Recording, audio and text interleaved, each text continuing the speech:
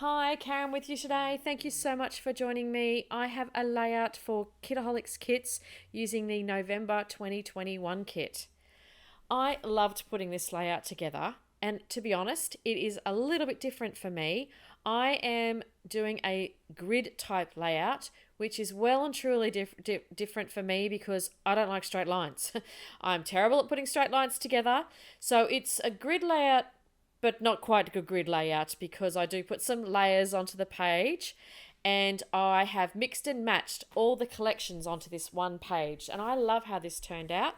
So I started off with that beautiful Maggie Holmes patterned paper with that ombre type paper that you see there. Oh my goodness, that is so pretty, so pretty. And I really wanted to be able to still see that patterned paper as I was building this.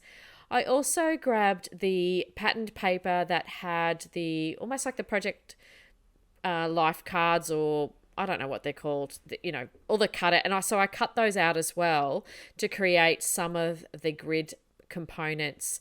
Now, one of the really good things about doing a grid layout is that each component of the grid becomes its own mini layout.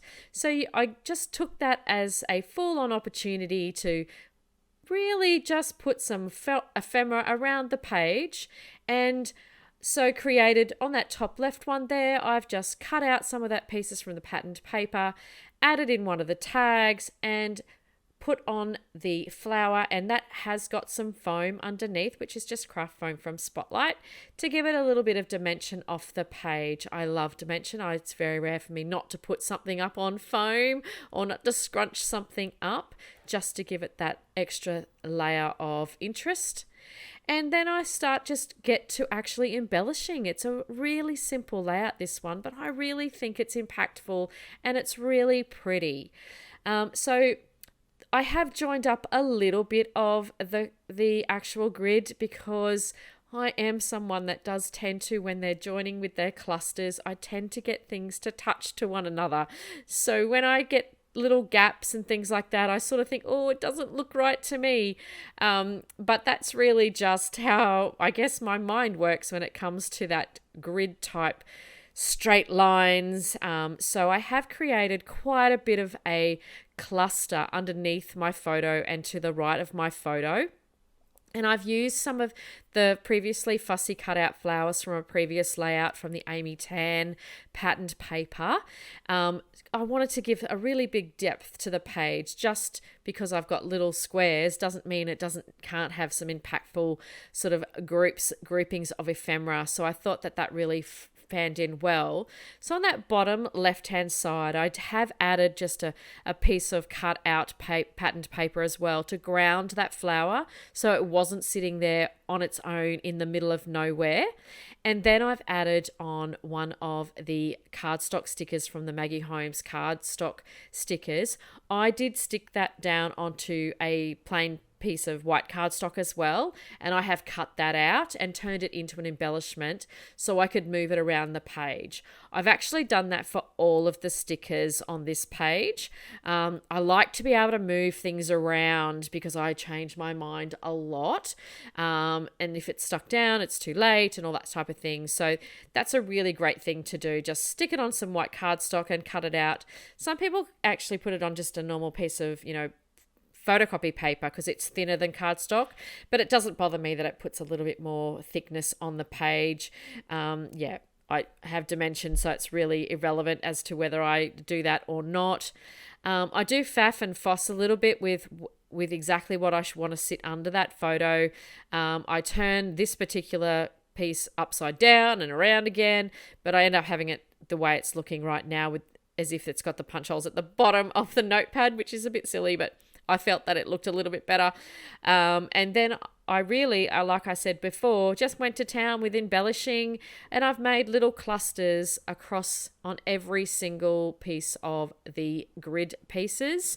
I've added some of the floral ephemera. I added to get away a little bit from and to get away from some of those straight edges. One of the section of the grid is that oval sticker there that came from the Maggie Holmes sticker sheet as well. And really, my layout is almost done. This did not take much time at all once I sort of got the rhythm around what I wanted to do with the ephemera pieces. And I don't use any mixed media on this particular one.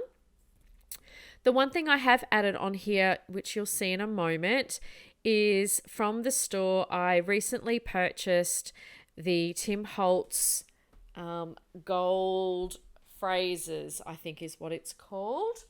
I'm going to get the book. They are in stock right now. They're the metallic sticker book, which is from Tim Holtz Ideology. And I place on some phrases from that pack. And this photo, I haven't talked about that. This is a photo of me, which incidentally becomes the title of the page. And I have made a goal this year to scrap a lot more about me. This was a photo I think I took. I actually can't really remember. It was earlier this year. I think I was working from home one day, and I think the team and I were having a little bit of a fun activity, and I'm pretty sure I took this photo then. So I'm not scrapping that as the memory. This is really just about making sure I scrap more photos of me and not just everyone else in the family or my friends. So I did make it black and white. It was, if you see there behind my head, there's some leaf type patterns there, and they are in a completely different color that did not match any of this layout at all. So I did print the photo in black and white so it would sit and sit comfortably amongst these beautiful pastel-y colors and some of those brighter yellow tealy sort of colors. So yeah, I loved how this layout turned out. And I do add some of those phrase stickers around the page as well. And that's really just my journaling as such. If you have been watching me for a little while, you know I don't do any handwritten journaling. I hate my handwriting. So I often find little sticker books, and I do write things to myself or to family members on the back sides of my layouts as well. So sometimes when I do my layouts, there is a spot for journaling. I just don't do the journaling myself. I leave that up to the people who get the layout because I don't always keep all of my layouts. So as always, in the comments below, there will be a link to the store, and you can check out even some previous kits and check out the great stock that Steph has in store at the moment. And she's always getting new products along the way throughout the year as well. We also have a Facebook group that is for subscribers only, and we share extra tidbits during the month, all of us design team members, and we have lots of fantastic chats with all of the Kitaholic Kits fans. And we also have a community group as well where we share cybercrops and all our design team stuff as well, and have general chit chat around our wonderful hobby of scrapbooking. So to finish off the layout, I'm just adding a few little extra ephemera pieces around the page.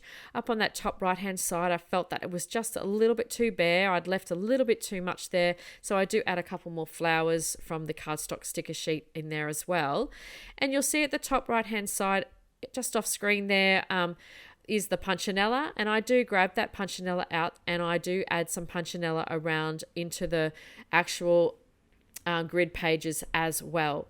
So you'll see that in the close-ups, which are coming up. As always, thank you so much for joining me today. I appreciate every comment and every like, and when you subscribe, it makes my heart a flutter. I know I rave about that a lot, but I do really appreciate the support.